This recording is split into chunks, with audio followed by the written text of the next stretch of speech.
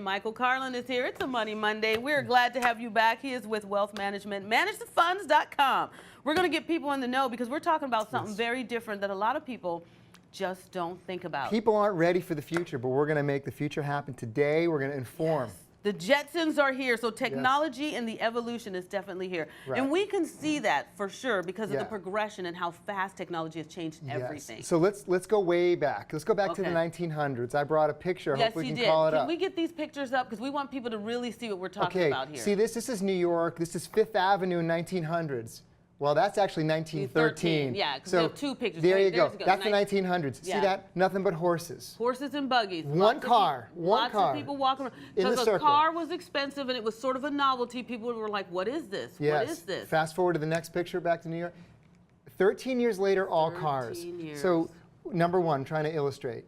When technology changes, it changes quick. It does. Okay? That's number one. Number two, price is the thing that's going to help dictate as technology evolves. So you have a graphic on the color TV. Yes, because we started with the black and white TV. We did. And everybody at the time really didn't purchase it right off the bat. This was a novelty to have it in your home. See that blue line? It's an S curve. So it took a little while, 1950, 1960, and all of a sudden the implementation of color TV really took off in the mid-60s. And then before 1980, it was everything.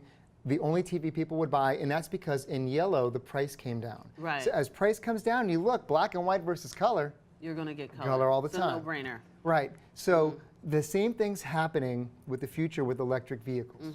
Well, let's talk first. I want to also make this point about Kodak. Oh, in yeah. 2000, they made $2 billion. Profit. But in 2012, which is just 12 years later, which doesn't sound that long, they had to file for bankruptcy. They did. Which is crazy. In the year 2000, not only make $2 billion, it was the year that they printed more pictures in that year than ever in world history. Isn't that amazing? And then 12 years later, they were bankrupt. So what changed was the digital camera. Absolutely. And who invented the digital camera? Kodak. So they didn't see the future coming. So when we're trying to invest, we need to be better than Kodak. We need to be able to think long-term and big picture, which is kind of what gets us into the whole electric car theme. Yeah, with Tesla, they're ahead of the curve right now, and a lot of people still aren't bored for that because right now the price is pretty high. It is. So that's what's starting to change. Is that the electric car is fundamentally going to be cheaper than the regular internal combustion engine, the gas-powered cars. Or automatic And the question vehicles. is when? Now. And I'm thinking, I was asking you this earlier. Right. I said, will it be within like a 50-year span? Or It's now. And by the year 2020, they'll be significantly cheaper than they are today. So there'll be more electric cars on a car lot versus the traditional cars we're buying now. So, and there's a few reasons why. Number one, an electric car has less moving parts. So if you think of an engine, a car engine, you know how many moving parts are in a car engine? Oh, you know it when you go get your car fixed. I'm giving you the hint. Yeah, it's 2,000 plus. Crazy. There are 18 moving parts in an electric car. So some people wonder, well, how could Tesla have this infinite mile warranty? There's 18 moving parts. Right. There's only 18 moving parts. So the cost to service an electric car is going to be less, right? So that is the way of the future. The lithium-ion batteries, those prices have come way down. So we're going to see a decline in the price and more people purchasing electric cars. It's absolutely, so Tesla has the Model 3 that they're developing right now. They're working through their production. It's as expensive as a regular price car today.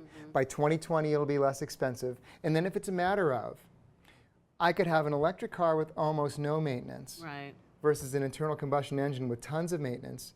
My regular gas-powered car, maybe it goes like 150, 200,000 miles.